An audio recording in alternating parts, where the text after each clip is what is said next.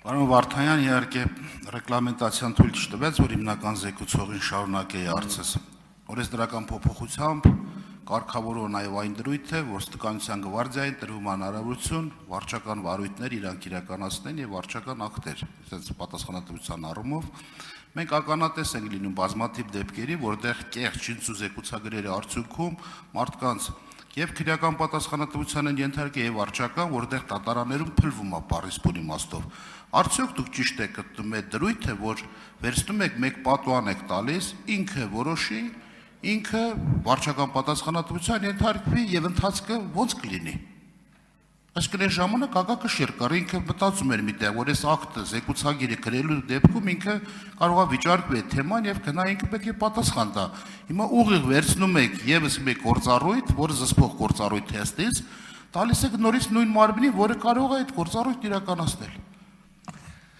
Ահազան, հասկանում ձեր մտահոգությունը եւ մտավախությունը, բայց նաեւ եթե մենք խոսում ենք եւ կոնցեպտի եւ դատարանի բեռնաթափման մասին, ապա բեռնաթափման տեսանկյունից իհարկե գործառույթը այդ տեսանկյունից չպետք է փոխանցվի վարչական դատարան, այն պետք է շարունակվի, այն պետք է փոխանցվի ոստիկանության համակարգին, բայց հստակ լինենք, որ քաղաքացիները հստակ հասկանան, դա չի նշանակում, որ ոստիկանության ակտերը չեն բողոքարկվելու, անբողոքարկելի են դառնում վարչական դատարանում։ Պարզապես, եթե այն պարագայում ոստիկանություններ դիմում վարչական դատարանը, այս պարագայում քաղաքացին կարա դիմի վարչական դատարան, եթե գտնում է, որ այդ ակտը չի համապատասխանում այն չափորոշիչներին, որոնք պետք է դրված լինեին այդ ակտի կայացման հիմքում։ Պարոն Ղազարյան, անկեղծ ես ասում, ես հասկանում եմ նաև, ենթատեքստը ձեր տված հարցի, բայց մենք պետք է բոլոր պետական մարմինների նկատմամբ ունենանք համարժեք վստահություն։ Եվ տեսեք, ես օրինակ չեմ ուզում ստեղծում մի իրավիճակ, երբ օրինակ ոստիկանությանը մենք ավելի քիչ վստահ ենք, քան վստահ ենք օրինակ այլ պետական մարմնին։ Վտանգավոր կլներ ձեր ասած, ավարտում եմ, վտանգավոր կլներ ձեր ասած, այդ ակտերը դառնային անբողոքարկելի եւ քաղաքացին հնարավորություն չունենար ստանալ դատական պաշտպանություն։ Արձագանք։ Պարոն Վարդանյան, տեսեք, մի կողմից ասում ենք, որ քաղաքացու իրավունքները, հիմնարար ազատությունները մնացածը մեր համար գերակա է, մյուս կողմից իմ մոտ այդպիսի տպավորությունն է, որ վարչական դատարանները լիցքաթափելու համար դուք քաղաքացուն եք դնում լրացուցիչ բեռի տակ։ Այսինքն այն ժամանակ, որ զեկուցագրի հիմքով պետք է քաղաքացին գնար իր իրավունքները վիճարկեր կամ պաշտպաներ, իմ ասում եք թող ոստիկանության աշխատակիցը Դուգանի կոպիտ ասած կամ այլ գործառույթ իրականացնող օրենքով սահմանված կարգով դու քաղաքացին գնա դրա մասին մտածի։ Չէ՞ որ պետությունը քաղաքացու մասին պետք է հոգ տանի, հետո նոր մնացածը։ Այսինքն մեր նպատակը լիցքաթափելու արդյունքում վարչական դատարանները լիազորությունները ցրեն կեսին էս կոմ, իմ մոտ այդպեսի տպավորություն ակած, եթե այլ բան կա դուք հիմնավորեք։ Եվ ես որ ասում եմ դա օդի մեջ չեմ ասում, էլի բազմաթիվ դատականիստերի եմ մասնակցել, որ կծկտուր